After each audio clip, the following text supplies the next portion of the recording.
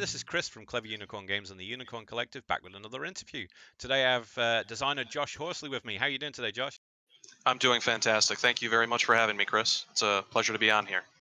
Tell me, Josh, when you are not designing or making games, what is it that you like to do with your spare time? Yeah, absolutely. So I will say that playing games and designing them is a fair portion of what I like to do. But I have a few other hobbies. Some of them feed into gaming, some don't. I have to say, first and foremost, I love spending time with my wife. It might be games. We play a lot of games together. She appeases me for the big games that I really like to play, and we have a good bit of banter going back and forth. But we also go to church or read our Bibles together. We spend time watching Netflix and chilling. I might help her with her garden. We planted a couple of raised beds this year, and doing things around the house, kind of updating things. We just ripped up some flooring and put down our own. So yeah, that's kind of some of those things. But a couple of the hobbies that I have, I actually really enjoy 3D printing. And so far, 3D printing has really made it into a lot of my designs. Two of my most prevalent designs, one is Castlescape, another is Sunward. For Castlescape, I have some little like 3D printed wall pieces here that some little blocks can go inside the top. And for Sunward, it's like a asteroid collection. You mine resources, and they're different shaped blocks that you have to fit inside of a big container and kind of fit them all together. So 3D printing's a really fun part of it, and that's a fun hobby.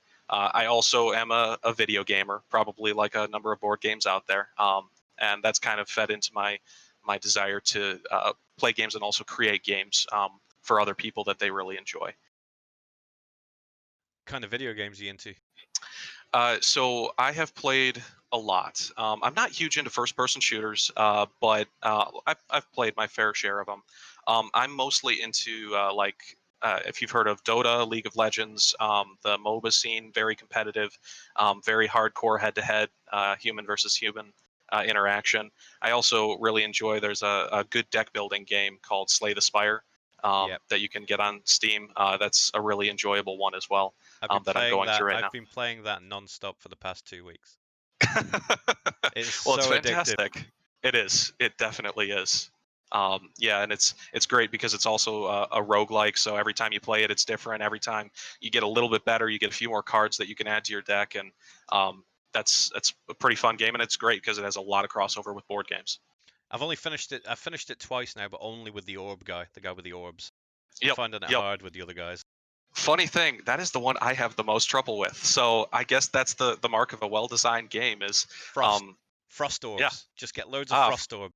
Okay, armor it up. Got And it. then I was All lucky. right. I was lucky to get the relic one time as well that only ever removes 15 armor at the end of every turn.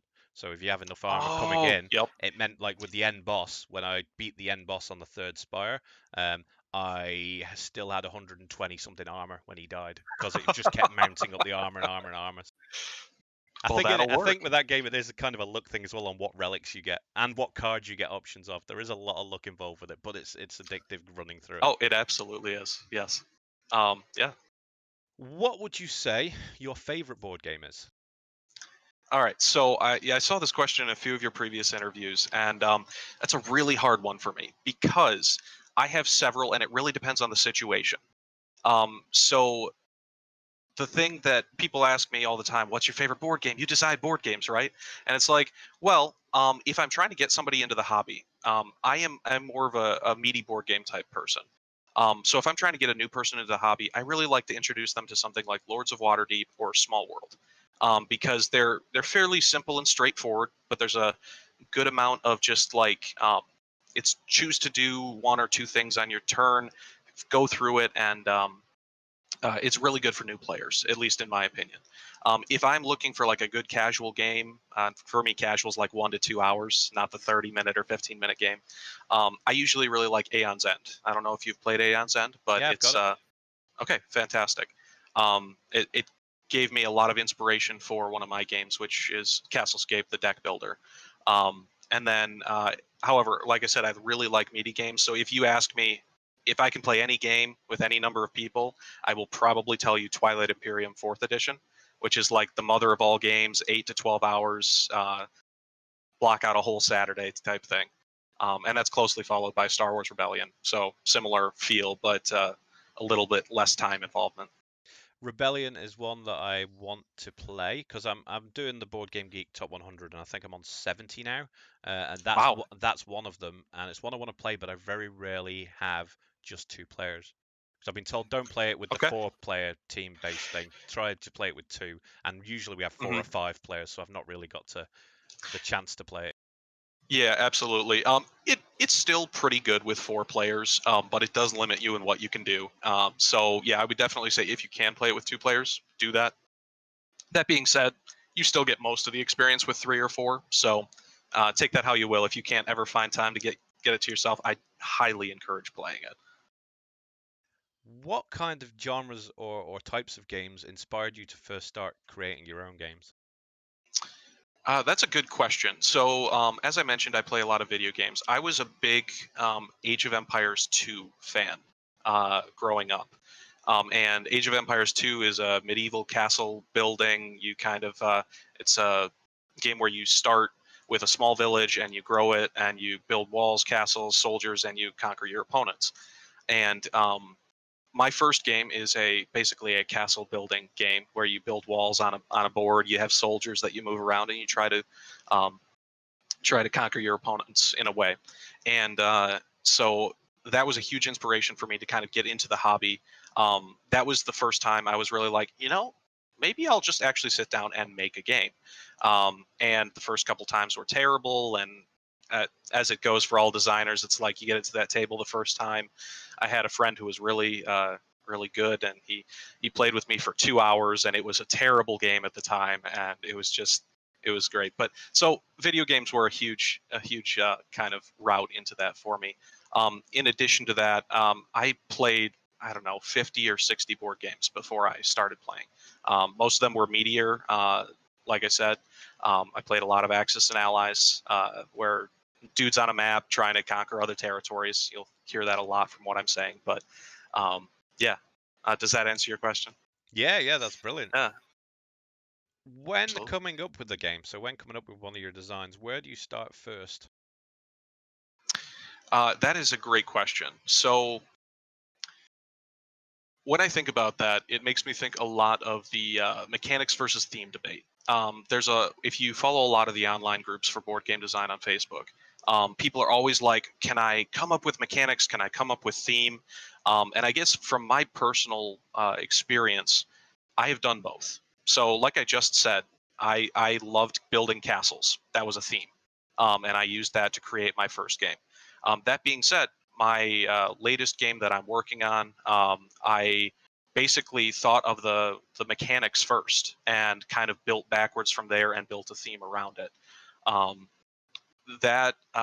so both of those can definitely lead into a good game. The other side of that is that kind of when you actually have what you want to do, I really like to just sit down and take a Word document or a PowerPoint document or a piece of paper or whatever's handy close while the things are firing in my brain, and write it all down as fast as I can. Doesn't matter if it's a terrible idea, doesn't matter if I'll never come back to it, get it all on paper, and then I can come back to it if I want to.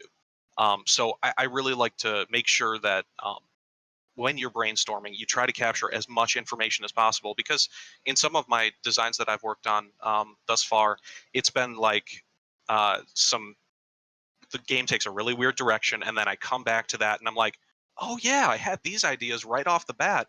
Those would be so much better than what I've got currently implemented. Sometimes you can just get off track and you kind of have to rebase yourself. So, have you ever played a game, and you don't have to name it, but have you ever played a game where you've been playing and thought, I don't like the theme or the mechanic or anything about this game, or what really put you off that game? uh, I will say absolutely there have been games that I just haven't enjoyed.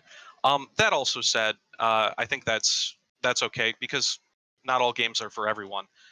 You sit down with your friends at the table. I've got friends that love party games. I'm fine at party games. I'm fine at social deduction games. It's not usually my bread and butter, what I enjoy playing. I also don't really love the 15 minutes sit down Jiper, if you've played that. It's basically just a two-player trading game. You collect silks or rugs or different types of materials, and you trade them back and forth. Camels, and Set I, collection, isn't it? Is it a set it is collection? it is Yeah, set yeah, I collection, have played that. exactly. Yep, and a lot of people love it. I think it actually might be on the BGG Top 100. But I personally, I can appreciate it, but I just don't really enjoy games that don't have a lot of fun hooks, a lot of fun interactions. That as you're going through the game, you're like, oh, that's how this works, and then you can take that strategy and go further with it. So, um, to finally answer your question, I've played games that I will probably never play again. But I'll play them if friends really want to, or I'm the only person in the room who doesn't. But yeah, I like the mechanics that really make you think, really make you come up with a strategy and draw you in. A good and very diplomatic answer. I like it. Um, why is it that you want to make games? What is it that drives you to make them? Absolutely. So for me, this is right now mostly a hobby. Um, that being said, I would love to turn it into something where it doesn't have to be a hobby. I am a software engineer, so this is my second job, if you will, and I have always really enjoyed games, and I enjoy the games and what they do for other people. I like seeing smiles on people's faces. I like seeing the laughter around the table. I love. It may sound funny, but I love it when a friend of mine makes a crushing move in a game that just like destroys my strategy, and it's like that was really well played, well done, sir. And just being able to create those moments for other people is really I don't know. It's exciting and it's fun, and the having somebody come to you and be like, "Hey, Josh, we played. You remember how we played your prototype the other day? Can we play that again? Like, I really want to try this other strategy that I thought of last night." And it's like, that's awesome. So, yeah, yeah. No, that is good. Yeah, there's something good about it, and that's part of the reason why I make games as well. Is it's not so much the money, because I'll tell you now, there isn't a huge amount of money in this business, but it's about people enjoying the game and telling you they enjoy the game. And it's kind of selfish. It's kind of a selfish reason, but Oh, it's sure. it's beautiful at the end of the day when somebody comes up to you and says, "Oh yeah, I really enjoyed that. We play it all the A- time." Absolutely. Yeah, yeah. And yeah, you said it's somewhat selfish, but at the same time, you're serving other people through it. So it's kind of one of the best selfish hobbies you can have, in my opinion. How has the state of the world at present affected the way you're designing your games? Yeah. So basically, I use a tabletop simulator a lot more than I used to. I actually was using tabletop simulator. I knew how to do it all before the state of the world changed here. Um, but I also used to play a lot with friends. I would go to Protospiel events, which are like designer events that happen all around the U.S. I don't know if they're in the U.K. as well, but they there are hundreds of designers and playtesters that come together, play each other's games, rip them to shreds, and you kind of get a whole month or two's worth of design done in a weekend.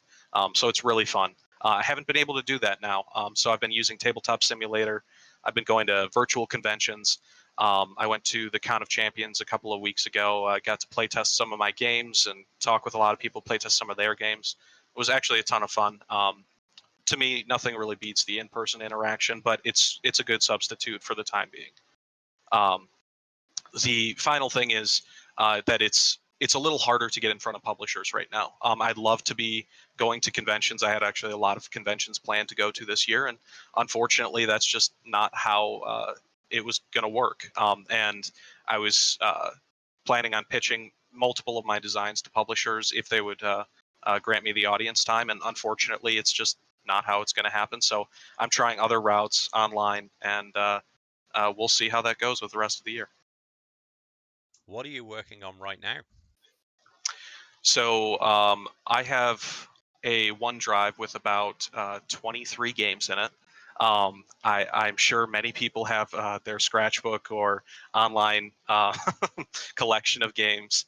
And for me, I primarily am working on three designs. I've mentioned it. Castlescape, it's in a mostly finished state.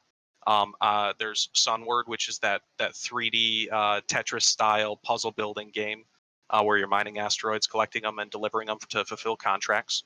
Think Lords of Waterdeep, but you have to fit everything inside of a 3D constrained space.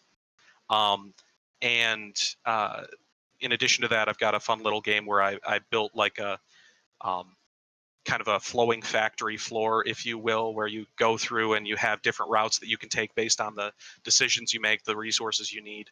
And I'm trying my hand at creating the lightest game I've ever made. This one's right now lasting about 30 to 45 minutes. What would one piece of advice that you would give another designer coming into the business, trying to design games for the first time? What advice would you give them?